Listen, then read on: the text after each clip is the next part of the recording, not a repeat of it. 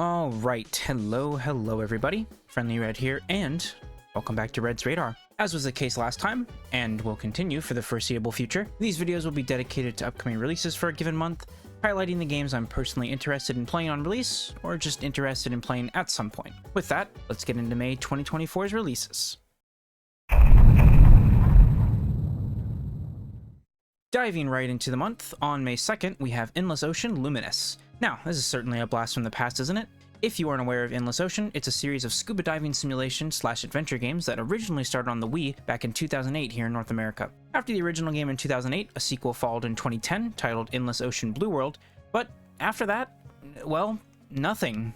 Until 14 years later, where this third game was announced. As mentioned, Endless Ocean is more of a simulator-type experience first and foremost, with some gamey elements sprinkled in here and there. The series is about exploring and admiring the ocean in all its aspects, tasking you with diving into different areas of the ocean to chart it out and document any sea creatures you come across along the way. It also seems to really prioritize atmosphere and soundscape, really wanting the player to relax and enjoy the beauty of the undersea world. This all seems to be present in Luminous, but now with much more detailed HD visuals, as well as heavy emphasis on online play. In the new game, you can dive in with up to 30 players at once, which will no doubt offer a very different but pretty cool experience compared to solo diving. Now, I personally never got to experience the original games on Wii, but I do know that they are well regarded and admired titles, despite being rather niche, and I'm glad Nintendo is giving this series another chance. I'm very much looking forward to trying it out once it launches. Endless Ocean Luminous will be releasing exclusively on Nintendo Switch on Thursday, May 2nd. Next up, I want to give a quick shout out to V Rising. V Rising has sort of been out for a bit now, as it's been in early access on PC since 2022. I haven't really played the game a lot since then, but I can tell it has gotten better as the years have gone on, and I'm glad to see it finally complete and ready for 1.0. V Rising is an isometric open-world survival game where you take on the role of a vampire lord who must regain their power and hold on the world around you. Not only does it boast a pretty unique style and aesthetic compared to basically every other survival game out right now, but it also has probably one of the best melee combat systems in the genre, focusing more on flashy combos and special moves and techniques, rather than the usual good enough combat in other survival games. I don't really have too much more to say here, but I'm glad the game is almost fully complete, and hey, it's even slated to release on PlayStation 5 later this year too, which is awesome, as the more interested people who can play it, the better. The PS5 version does not have a launch date yet, but V Rising will be releasing version 1.0 on Wednesday, May 8th.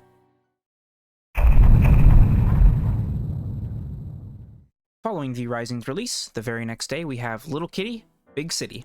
This game only recently showed up on my radar, and I'm glad it did. It looks to be taking what Untitled Goose game did, but putting its own unique whisker-wielding spin on it. You'll be stepping into the paws of the titular Little Kitty and, well, exploring the big city as you look for ways to get unlost, meeting a variety of different animal friends along the way, and causing all manner of chaos for the denizens and smaller wildlife that dwell within. You can also get a bunch of different hats for your cat to wear, and as a fan of cool hats, this pleases me greatly. I wonder if we can trade them, though. Anyways, Little Kitty, Big City will be releasing on Thursday, May 9th for Xbox One, Xbox Series consoles, Nintendo Switch, and PC. This next game is not a full release, but it's one I wanted to mention here anyways, as I do plan to play it and potentially cover it later in its own video. The game in question is none other than The Rogue Prince of Persia, which will be launching into early access on PC. Now, I already talked about this game a good bit during my video on the III Initiative, as the game was shown there, so because of that and this not being a full release, I'll try to keep it brief. Made by the same devs as Dead Cells, or at least the DLC for Dead Cells, The Rogue Prince of Persia aims to take the gameplay of Dead Cells and mix it with the style and mechanics of the Prince of Persia games. I don't have a lot else to say, as on one hand, they really haven't shown a lot about this game, but on the other hand, the little that they did show kinda shows all they really need to. Basically, if you're a fan of Dead Cells, Prince of Persia, 2D action games, roguelites, or some combo of all of those things, and you have access to a PC or Steam Deck, well, I think you know what game you need to check out. The Rogue Prince of Persia will be releasing into early access on Tuesday, May 14th for PC. Now, this actually was just announced during the making of this video, but on the same day the Rogue Prince of Persia starts its early access, we have the game leaving its own and launching into 1.0, that being Delusion. Described as an open-world RPG with strange places and dark perils, Delusion caught my attention the first time I ever saw it, with its Nintendo 64/PlayStation 1 style visuals and otherworldly design, both for its environments as well as monsters and other characters. It seems like it may play similar to something like Elder Scrolls, more so Morrowind and Oblivion, and I'm glad to see that it's finally reaching the finish line after 2 years in early access. Funnily enough, this game has been on my wishlist for quite some time and was actually gifted to me this last holiday season, though I haven't been able to play it yet, but I guess that worked out in the end, huh? Delusion will be releasing its 1.0 launch version on Tuesday, May 14th for PC. Our next May release is the long-awaited PC version of Ghost of Tsushima Director's Cut. Ghost of Tsushima is a lot of things. One of the best PS4 games, one of the best PS5 games, one of the best open-world games, and perhaps most notably, one of, if not the best, samurai game ever made. But perhaps I should give just a bit of an idea what exactly it is. Developed by Sucker Punch, the same studio behind the infamous games on PlayStation 3 and the original Sly Cooper trilogy on PlayStation 2, Ghost of Tsushima is an expansive open-world action game set on the real-world archipelago of the same name. In the game, you'll explore the island as you attempt to liberate it from the invading Mongol forces, helping the local citizens along the way, and using a variety of different skills, tools, and weapons to help you do so. Now, I actually played this game upon its original release on PlayStation 4 back in 2020, but I never got around to trying the director's cut of the game, which launched in 2021 for both PlayStation 4 and PlayStation 5. The director's cut added and tweaked a few things, but it most notably added a whole new section of the world to explore with its own set of quests tied to it, that being Iki Island. All of this, the base game, director's cut editions, and the later added co-op multiplayer mode, titled Ghost of Tsushima Legends, will be in the PC version, and I'm for sure picking this one up. Even 4 years later, it remains one of my all-time favorite open-world games, and I'm excited to revisit it and finally try out the new content and multiplayer mode. Ghost of Tsushima Director's Cut will be releasing on Thursday, May 16th for PC. Nearing the end of May, and like the end of April, we have a day stacked with multiple game releases. First to discuss is Gestalt, Steam and Cinder. Much like the Rogue Prince of Persia, Gestalt was featured in the III Initiative, and the trailer shown during the initiative was my first time seeing the game. While nothing too groundbreaking or revolutionary, Gestalt does look like a very confident, polished, and fun 2D action/Metroidvania game, featuring some really nice looking pixel art character portraits, as well as a fairly unique setting as far as this genre of games go, as I can't think of too many that go for a steampunk setting/world. Gestalt Steam and Cinder will be releasing exclusively on PC on Tuesday, May 21st. Next for the 21st is probably the biggest release of the month, at least as far as publishers go, that being Senua's Saga Hellblade 2. I'll be honest, Hellblade is a series I'm really not super qualified to talk about, as I've yet to play the original game, and its sequel here isn't exactly on the top of my hype charts. Regardless, I'll do my best to give an idea of what exactly it is. Hellblade 2, like the original game, is a narrative-driven cinematic action game focusing on the character Senua and her personal journey and trials throughout the world around her. The main highlights I know about the series revolve around the narrative, and more specifically Senua herself, as she suffers from psychosis, a condition that the game attempts to accurately represent via a number of different elements within both the gameplay and story segments. As stated though, I haven't played the original, and I'm not too sure how qualified I am to discuss this any further. I do plan to check it out ahead of 2's release, and tech-wise, Hellblade 2 is looking to be one of the most cutting-edge games to release this year, making some truly good use out of Unreal Engine 5, which the game is built on. Senua's Saga Hellblade 2 will be releasing exclusively on Xbox Series consoles and PC on Tuesday, May 21st. Moving on to our final release for the 21st is a game I feel much more confident talking about though. That is the remake of System Shock. The original System Shock from 1994 was, and still is, one of the most legendary PC titles of all time. While I wasn't around during its prime, I certainly learned of it pretty quickly when I made my way to the PC platform, and it was always a game I respected, though not one I ever played. What was once revolutionary is nowadays, dare I say, pretty dated. Don't get me wrong, System Shock is still a great game, but I feel it's one of those games that really only worked in its era. As yes, you still can access and play the original today, I don't really see a lot of modern day video game players making it very far at all, let alone even buying or installing the game to begin with. Thankfully, Night Dive Studios has us covered, as after a long and arduous development, a fully fledged, from the ground up remake of that original game was released by them last year on PC, and is finally making its way to consoles. It sucks that it took basically a whole extra year for it to come to more platforms, but better late than never, right? I played the System Shock remake when it launched on PC last year, and it was easily one of my favorite games of 2023. Definitely number one on my list of top 10 games that shocked my systems. While the original game was more so an immersive sim, or ImSim, the remake of System Shock leans a bit more into first-person shooter territory, but for sure still has a lot of the original ImSim elements in there.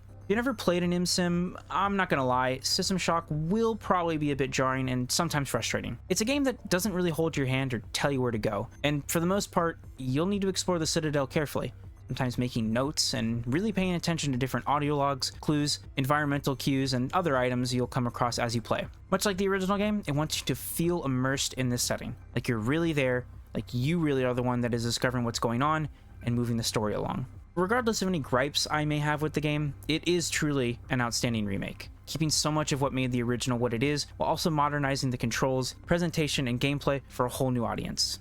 If you like science fiction, I think you owe it to yourself to play System Shock, as Night Dive has made it easier than ever to appreciate and experience this masterpiece. The System Shock remake will be releasing for PlayStation 4, PlayStation 5, Xbox One, and Xbox Series consoles on Tuesday, May 21st.